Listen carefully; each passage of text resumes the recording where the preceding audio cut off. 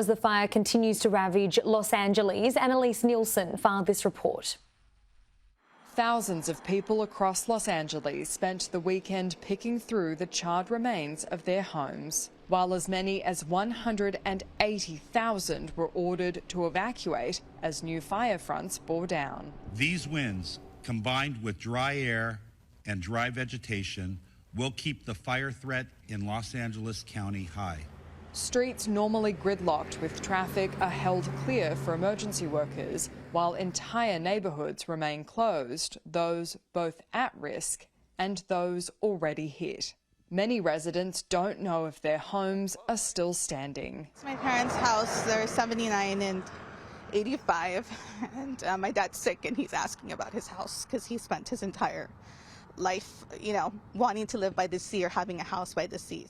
We found Cindy Salcedo with her bike, trying to get around the roadblocks. Trying to find out if our house is still standing. You can't get past Getty Villa. It's a hard stop. Armed with an address and our press credentials, we made our way past the police checks on the Pacific Coast Highway, where house after house had burned to the ground. So many, in fact, it was hard to tell where her father's home was even supposed to be. I'm going to send you a photo. I don't know if we have good news for you. So I'm sorry. Okay, I understand. Any news is something. I'm grateful. Thank you so much. It came in 20. Oh, yeah, 20. Yeah, I think you're in the right spot. I'm really sorry. I was hoping this would be a good news story. I got information and now I know. No, but thank you. It's at least now I have a little bit of closure. While those living in this city under siege want answers for why government authorities weren't better prepared. Well, I want to know why we didn't have enough water for all the fire hydrants. Oh, of course. Of course. They cut the budget, of course. And like I say, I want to emphasize more than anything how amazing our firefighters are and the first responders. None of this is on them. We are immensely grateful for everything they did with the limited resources they had towards the end, because they went to every neighborhood that they could. And like I said, just the fact that they had the foresight to throw our flammables into our pool so that our house wouldn't ignite and that they put out the fire on our hedge, they were there at least. Do you know what I mean?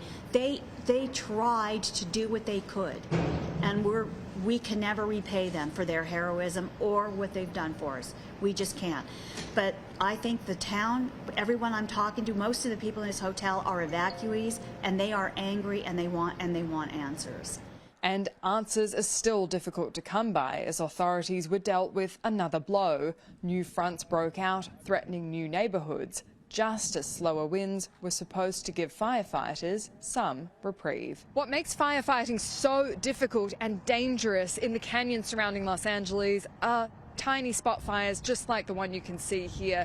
It is small but has the potential to climb quickly up the mountainside, and we're just on the cusp of a highly populated area of Los Angeles that has already been evacuated.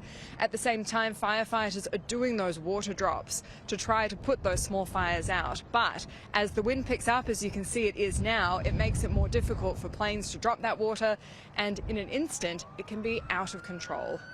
There's no end in sight to this catastrophe. Here in Santa Monica, there's an eerie calm, with many people who live here choosing to leave, even if just to escape the smoke, while the citizens of Los Angeles fight to survive another day. Annelise Nielsen, Sky News in Los Angeles.